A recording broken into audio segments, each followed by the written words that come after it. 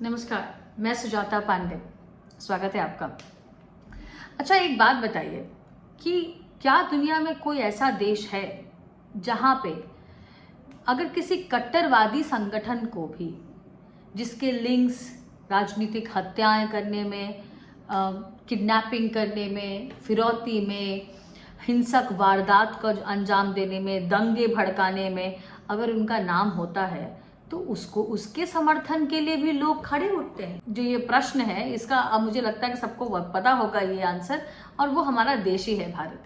क्योंकि हमारे देश में ही हो सकता है कि हम याकूब मेनन के लिए आंसू बहाएं, हमारे देश में ही हो सकता है कि हम अफजल गुरु के जो हत्यारे हैं उनके समर्थन में अफजल गुरु के हत्या के समर्थन में हम रैलियां निकालें, सभाएं करें, शोक व्यक्त करें। हमारे देश में ही हो सकता है कि बाटला हाउस में जो टेररिस्ट आतंकवादी मारे गए उनके लिए एक राजनीतिक पार्टी की सर्वे सर्वा आंसू बहा रही थी। तो हमारे देश में ये हुआ है कि पीएफआई जो कि एक इस्लामिक कट्टरवादी ऑर्गेनाइजेशन थी, उसके बैन होने पे कोहराम मच गया है। हालांकि ये अच्छी बात है कि बड़ा तबका है जिसने इस बैन का समर्थन किया है, लेकिन तुष्टीकरण की राजनीति यहाँ पे चालू है। आपने लालू प्रसाद के वक्तव्य को सुना होगा। लालू प्रसाद ने क्या बोला कि पीएफआई पे बैन करो तो करो, साथ ही साथ आरएसएस को भी बैन करो।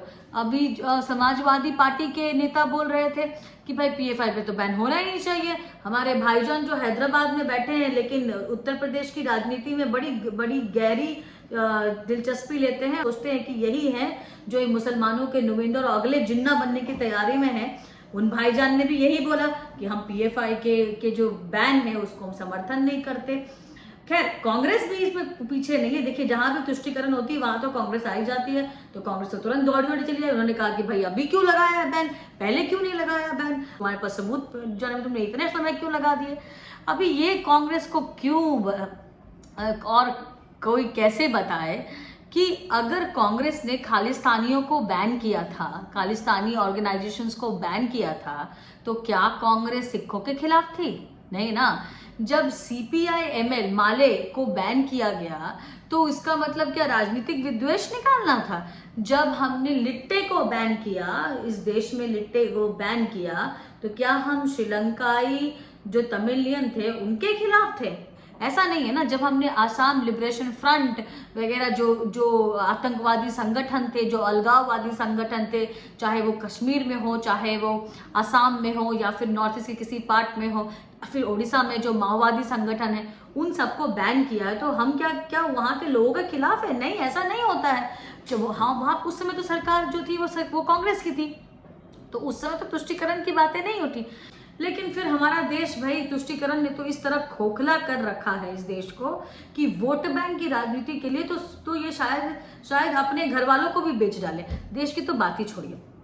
खैर, मुद्दे पे आते हैं। तो अभी हुआ ये है कि पीएफआई को 5 साल तक बैन कर दिया है। हालांकि ये मांग तो बहुत पहले उठती रही है कि पीएफआई को बैन करना चाहिए, क्योंकि जहां भी दंगों की बात हुई, जहां भी राजनीतिक हत्याओं की बात हुई, जहां भी आरएसएस और बीजेपी के वर्कर्स को, कार्यकर्ताओं को मारने की, स्पेशली केरला में, तमिलनाडु में और जो कर्नाटका है उसमें मारने की बात है, पीएफआई के लिंक्स आए।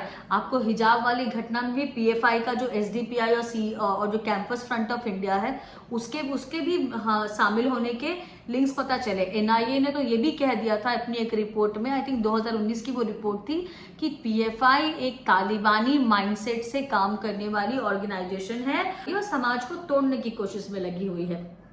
अब आपको ये बता दूं कि 2012 में जो असम दंगे हुए थे उसमें भी पीएफआई का नाम आया था।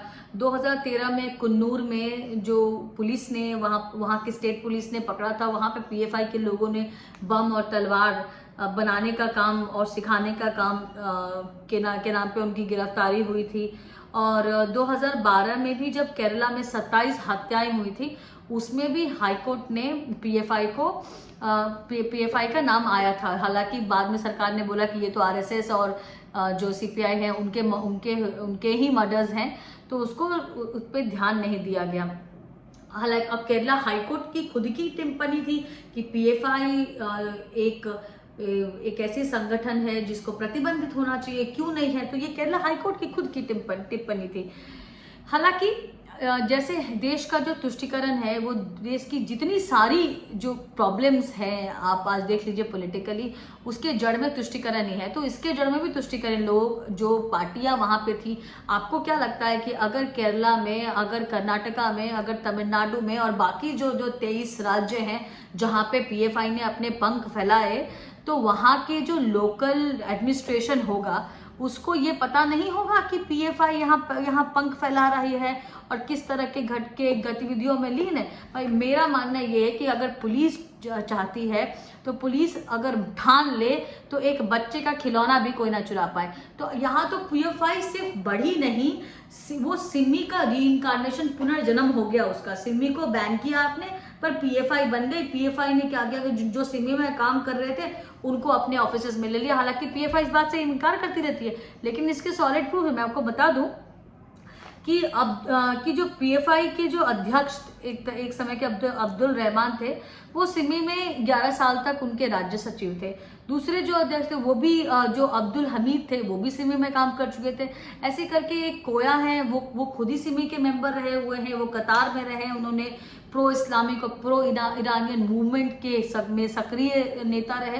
तो ऐसे बहुत सारे आपको पीएफआई के लिंक्स मिल जाएंगे जो सिमी से जुड़ते हैं। लेकिन आपको पता है इसमें सबसे ज्यादा हैरानी और सबसे ज्यादा चिंता वाली बात क्यों है कि ये स्लीपर सेल की तरह काम कर रहा था। जो भी ये इनके ऑफिस बेरर्स थे, वो कोई आतंकवादी और बंदूक उठाए हुए आपको लोग नहीं थे। वो ऐसे लोग थे जो एक नॉर्मल सी जॉब करते थे दिन में और शायद रात में इन सारी गतिविधियों में लीन रहते थे। जैसे कि कोया की बात करूं मैं, तो ये एक बेंगलोर की एक टॉप कंपनी में काम करते थे। उसके बाद एक दूसरे उनके जो कार्यकर्ता हैं जिन्हें भी गिरफ्तार किया गया है, वो कोचिन यूनिवर्सिटी में लाइब्रेरियन का काम करते थे।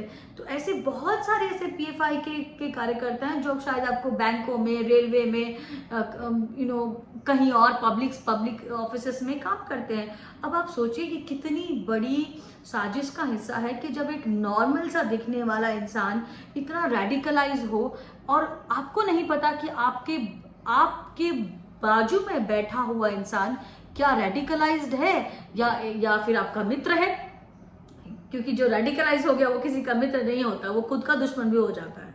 खैर, तो बात ये है कि पीएफआई पे बैन लगाना बहुत जरूरी था और सिर्फ प्रिवेंटिव डिटेंशन किया गया था पीएफआई को कल तक। उसका आज पूर्ण तरह से प्रतिबंध लगाना बहुत जरूरी हो गया था। हालांकि मेरा ये मानना ये है कि बात यहीं पे खत्म नहीं होती है। सरकार को ये देखना होगा, सिर्फ जो केंद्र की सरकार है वो नहीं, राज्य सरकारों को भी देखना होगा कि इनका पुनर्जन्म ना हो पाए। नहीं तो ये रक्त बीज की तरह यहाँ से प्रतिबंधित हो गया, कल को कोई दूसरी संगठन बना लेंगे। क्योंकि कॉन्स्टिट्यूशन को इस्तेमाल करके अपने मतलब के लिए समाज को बांटने का काम इन लोगों ने बखूबी बहुत अच्छे से सीख लिया है। कांग्रेस और जो दूसरी पार्टियों के राज्य में तुष्टीकरण की राजनीति और वोट बैंक का इस्तेमाल करते हुए ये कॉन्स्टिट्यूशन को इस्तेमाल करते हैं और कहते हैं कि ये तो हमारा फंडामेंटल राइट है कि हम अपनी पार्टी बना सकते हैं कम्युनिटी को रिप्रेजेंट करने के लिए। लेकिन उस कम्युनिटी को रिप्रेजेंट करने के लिए आप उसको रेडिकलाइज करते हैं, ये कॉन्स्टिट्यूशन का पार्ट नहीं है। हालांकि ये एक लूप होल है, लेकिन फिर भी अगर ऐसा है तो हमें उसके लिए सचेत रहना पड़ेगा। तो ये बहुत इंपॉर्टेंट चीज है। दूसरा चीज, अभी आप सुन रहे होंगे कि पीएफआई पे बैन लगा है और आरएसएस पे क्यों नहीं बैन लगा है, और बहुत सारे लोग बोल रहे हैं कि आरएसएस पे भी बैन लगना चाहिए, वो भी एक रेडिकल आउटफिट है। तो आपको ये बता, जिस तरह के अपराध और आपराधिक जो कार्य है उसमें शामिल होने के पीएफआई पे सबूत मिले हैं, आरोप नहीं है, सबूत मिले हैं और एनआईए की चार्जशीट में भी है, वैसे कुछ भी आरएसएस के खिलाफ नहीं मिला है। अगर ऐसा होता तो आरएसएस, जिसकी सबसे बड़ी एक तरह से कहिए कि संघर्ष पूर्ण जो उनका दिन है वो केरला की राजनीति में है, जहाँ पे वो बात पे उनकी हत्या हो जाती है और जो राज्य सरकारें, बड़ा ही उदासीन रवैया है उनका वहाँ पे। पीएफआई बहुत मजबूत थी वहाँ पे, तो और क्योंकि वहाँ पे एक माइनॉरिटी पॉलिटिक्स बहुत ज़्यादा ही चलती है सीपीआई जो वामपंथी सरकार है उसके लिए, तो वहाँ पे बहुत मुश्किल है आरएसएस के लिए। लेकिन फिर भी आरएसएस ने जब केरला में जब फ्लड का टाइम था, जब बाढ़ आए हुए थे, जब लोगों के पास, तो आरएसएस ने वहाँ बहुत काम किया, अपनी जान पे जोखिम में डाल के आरएसएस ने काम किया। आप ऐसे कोई भी ऐसी चीज़ उठा लीजिए जहाँ पे देश को जरूरत हो आरएसएस के और आरएसएस वहाँ खड़ा नहीं हुआ। तो आरएसएस और पीएफआई की तुलना करना ही मुझे लगता है कि मानसिक दिवालियापन का नतीजा है। हालांकि इसमें मैं आपको इतिहास में जाती हूँ कि आरएसएस पे 3 बार बैन लगे। पहला बैन सरदार पटेल जब गृह मंत्री थे तब लगा, और वो गांधी जी की हत्या के लिए लगा था। लेकिन आपको ये बता दूं कि उसके बाद सरदार पटेल ने ही पंडित नेहरू को चिट्ठी लिखी और ये बताया कि जो ये बैन लगाया है आरएसएस पे, ये सिद्ध नहीं होता है, और उनकी बुद्धि के हिसाब से हिंदू महासभा के एक कट्टरपंथी नाथूराम गोडसे ने महात्मा गांधी की हत्या की, और इसमें हिंदू महासभा के किसी और अन्य या आरएसएस के किसी भी तरह के संगठन के लिप्त होने का कोई अनुमान या साक्ष्य नहीं है। दूसरी आरएसएस पे प्रतिबंध लगा इंदिरा गांधी में इमरजेंसी के वक्त में, तो वो तो राजनीतिक था। खैर, तीसरा जो लगा प्रतिबंध आरएसएस पे, वो बाबरी मस्जिद के विध्वंस के वक्त लगा, और उसमें भी आरएसएस के किसी भी तरह के एक्टिविटी में और देश को तोड़ो अभियान जैसे में किसी तरह का साक्ष्य नहीं मिला, और कोर्ट से वो तीनों बार बाइज्जत बरी हुए हैं। तो आरएसएस और पीएफआई की तुलना करने वालों को मैं कहती हूँ कि भैया थोड़ा पढ़ लो, आके सिर्फ ऐसे कुछ भी लिख जाना क्योंकि सोशल मीडिया फ्री है, यह सही बात है? कैसा कुतर्क है ये? दूसरी चीज, ये एक अच्छी शुरुआत है देश में कि कुछ एक फ्रिंज, मैं उनको बोलती हूँ फ्रिंज मुस्लिम ऑर्गेनाइजेशन और रीजनल मुस्लिम पार्टीज, जो शायद एक राज्य में है और दूसरे राज्य में शायद उनको नोटा से भी कम वोट मिलते हैं, वैसे ऑर्गेनाइजेशंस के अलावा और अपनी राजनीतिक रोटियां सेकने के फिराक में लगे कुछ मुसलमान नेताओं के अलावा जो बड़े मुस्लिम संस्थान हैं, चाहे वो सूफी काउंसिल हो गया, आपको बरेलवी मुसलमान हो गए, आपको फिर इमाम काउंसिल हो गया, उलेमा इस्लाम हो गया, एमएसओ हो गया, जो मुस्लिम स्टूडेंट ऑर्गेनाइजेशन है, इन सभी ने एक सुर से सरकार के पीएफआई पर लिए हुए जो कदम है, जो उसका बैन है, उसका स्वागत किया है। मुझे लगता है कि मुसलमानों को भी पता है कि पीएफआई असल में क्या कर रहा था।